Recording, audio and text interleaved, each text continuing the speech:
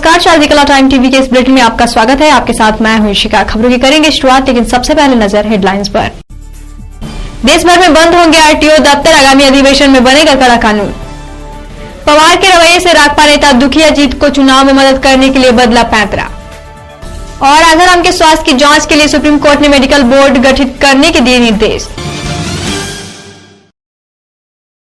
अब खबरें विस्तार से। पूरे देश में कृष्ण जन्माष्टमी का उत्सव बड़ी धूमधाम से मनाया गया। वही हम आपको बता रहे हैं एक ऐसे व्यापारी गठ के बारे में जो यह उत्सव पिछले 51 वर्षों से मना रहा है। क्या खास है, आइए जानते हैं। पूरा देश कृष्ण जन्माष्टमी के उत्सव में डूबा रहा। वही हर किसी का जन्माष्टमी उत्सव मनाने का अलग अलग अंदाज था।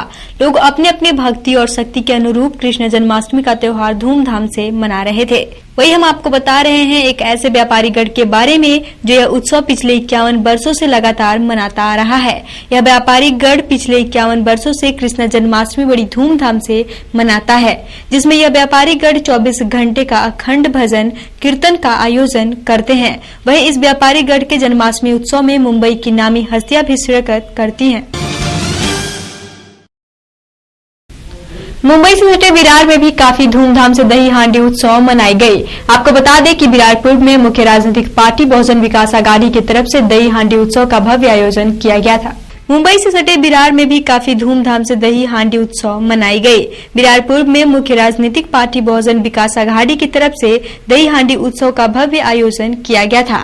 इस दही हांडी उत्सव में मुख्य अतिथि के रूप में बहुजन विकास आघाड़ी के नेता स्थानीय विधायक क्षितिज ठाकुर को भी बुलाया गया था। क्षितिज ने खुद गोविंदाओं के साथ मिलकर दही हांडी की मटकी फोड़ी। गोकुलाष्टमी के निमित्त ये आयोजित कार्यक्रम हुआ है। वसई तालुके में अलग अलग संघ से अलग अलग संघ यहाँ निमित्त से ये प्रोग्राम आयोजित किया हुआ है। बॉम्बे वसई तालुका से अलग अलग संघ यहाँ पे पार्टिसिपेट करने आए। बड़े जोरों शोरों से ये सेलिब्रेट किया जाता है। खासकर महाराष्ट्र में कृष्ण जन्म आज रात के 12 बजे हुआ, उसके बाद ही गोकुलाष्टमी का संघ साजन किया जाता है। मराठी पॉपुलेशन में ज़्यादा फेमस होने वाला ये फेस्टिवल जोरों शोरों में आप पब्लिक देखेंगे तो हर बच्चे से लेके बुजुर्ग हर कोई आज ग्राउंड पे उपस्थित है ये सब सेलिब्रेट करने के हिसाब से। महाराष्ट्र नवनिर्माण सेना के नेता और मीरा भाईंदर विधानसभा के अध्यक्ष प्रवीण राय से हमारे संवाददाता ने आने वाले विधानसभा चुनाव के मद्देनजर कई मुद्दों पर खास बातचीत की। तो आइए देखते हैं क्या कुछ कहा उन्होंने। आज हमारे साथ विभिन्न राजनीतिक मुद्दों पर चर्चा करने के लिए मीरा भाईंदर विधानसभा के अध्यक्ष प्रवीण राय जी हैं। आज हम इनसे कुछ राजनीतिक मुद्दों पर चर्चा करेंगे। देखिए, मीरा भाईंदर की प्रमुख समस्या जो है पानी का है, रोड का है, गटर का है। और वहाँ पे कैसा है, कुछ कानून का ऐसा कुछ सिस्टम नहीं है। अगर किसी रोड की समस्या अगर हम लोकल नगर सेवक के पास कोई पब्लिक जाता है तो उसकी सुनवाई नहीं होती है। वहाँ के जो महापौर है, जो आमदार है, वो उसी रास्ते से गुजरते हैं, फिर भी उनको समझ में नहीं आता कि मुझे इस रोड का विकास करना चाहिए। और पानी का ऐसा समस्या है कि कभी 10 मिनट आता है पानी, कभी 5 मिनट आता है, कभी 20 मिनट आ गया, कभी हफ्ते में 1-2 दिन आता नहीं है। तो इस तरह की बहुत सारी समस्या है मीरा भाईंदर की। देखिए, पहली बात मैं आपको बोलना चाहता हूँ कि ये जो लोगों के दिल में है कि मन से उत्तर भारतीयों के विरोधी है, तो इसके तो मैं बिल्कुल खिलाफ हूँ। जब से मैंने होश संभाला है तब से मैं राज साहब जी के साथ में काम करता हूँ। और राज साहब जी के साथ में उत्तर भारतीयों की संख्या असंख्य है।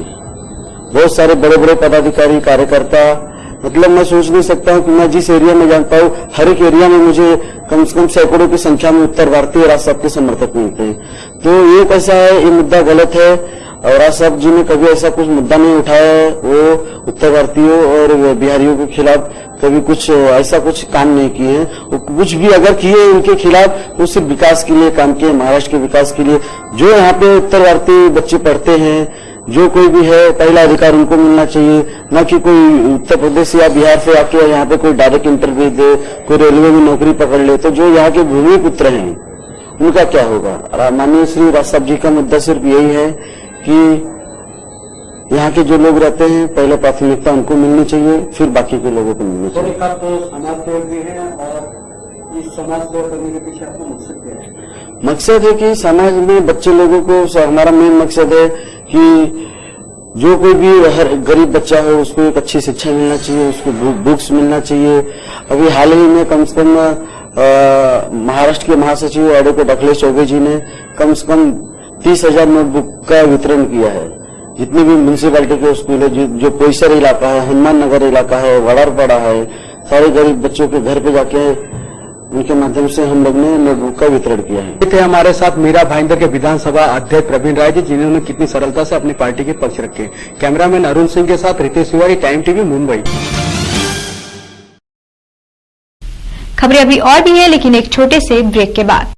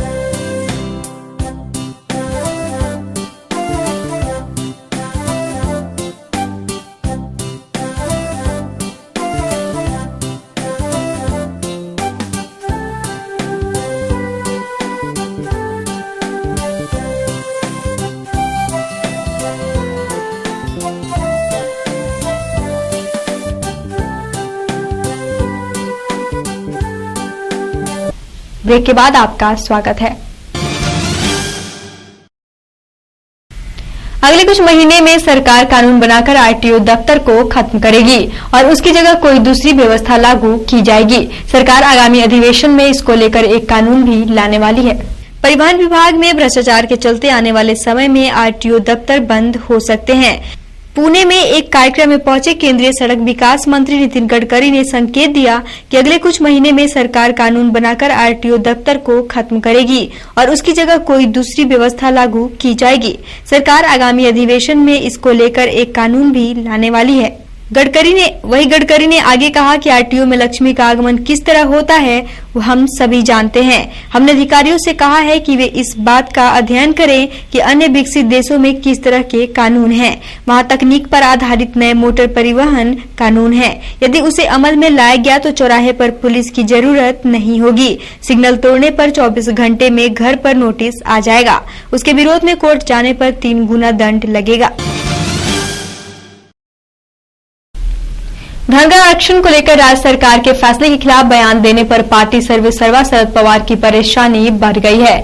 आदिवासी विकास मंत्री मधुकर पिचड़ समेत कई पार्टी नेताओं ने पवार की रणनीति पर हैरानी जताई है। जानकारों का दावा है कि आगामी चुनाव में उप मुख्यमंत्री अजित पवार की विजय सुनिश्चित करने के लिए पवार ने यह बयान दिया है। पार्टी नेता मानते हैं कि इससे पार्टी को राज्य भर में आदिवासी वोटों का भारी नुकसान हो सकता है। 2 दिन पहले ही पवार ने पुणे में धनगर समाज को आदिवासी सूची में शामिल करके आरक्षण देने की वकालत की थी। इससे पहले राज्य मंत्रिमंडल की बैठक में धनगर समाज को संविधान की तीसरी सूची में शामिल करके अलग से आरक्षण देने की सिफारिश केंद्र सरकार से करने का फैसला किया गया था। यह फैसला कांग्रेस व राकपा के मंत्रियों ने आम राय से किया था। साफ है कि शरद पवार से राय मशवरा करके ही यह फैसला किया गया था। इन हालात में धनगर आरक्षण के बारे में शरद पवार का बयान पार्टी के लिए मुसीबत बन गया है। वहीं पवार के रवैये से आदिवासी विकास मंत्री पिचड़ बौखलाए हुए हैं। उन्होंने पवार की भूमिका को संविधान विरोधी बताया है। उच्चतम न्यायालय जोधपुर बलात्कार कांड के आरोपी स्वयंभू संत आसाराम बापू की स्वास्थ्य के आधार पर दायर जमानत याचिका पर सुनवाई के लिए आज सहमत हो गया है। न्यायालय ने आसाराम के स्वास्थ्य की जांच के लिए मेडिकल बोर्ड गठित करने का निर्देश दिया है। न्यायमूर्ति तीरथ सिंह ठाकुर की अध्यक्षता वाली खंडपीठ ने 76 वर्षीय आसाराम के स्वास्थ्य का प्रशिक्षण करने के लिए जोधपुर स्थित एसएन मेडिकल कॉलेज के अधीक्षक को डॉक्टरों का दल गठित करने का निर्देश दिया है। इस हाल में दंत चिकित्सक और ब्यूरो सर्जन को भी शामिल करने का निर्देश दिया गया है। न्यायालय ने निर्देश दिया है कि मेडिकल बोर्ड अपनी रिपोर्ट 23 सितंबर तक पेश करे। आसाराम बापू की जमानत याचिका पर न्यायालय 23 सितंबर को विचार करेगा। इससे पहले शीर्ष अदालत ने 3 जुलाई को गुजरात के सूरत में दर्ज मामले में आसाराम बापू की जमानत याचिका पर विचार से इनकार कर दिया था, लेकिन वह जोधपुर प्रकरण में जमानत याचिका पर सुनवाई के लिए तैयार हो गया था। खबरें अभी और भी है, लेकिन एक छोटे से ब्रेक के बाद।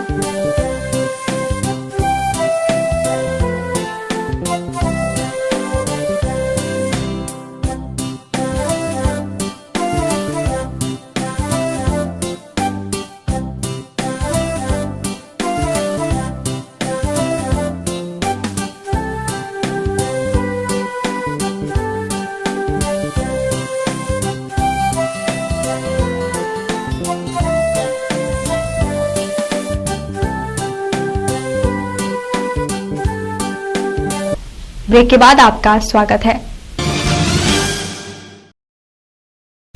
हमारे इस बुलेटिन में फिलहाल इतना ही। हमें दीजिए इजाजत। नमस्कार।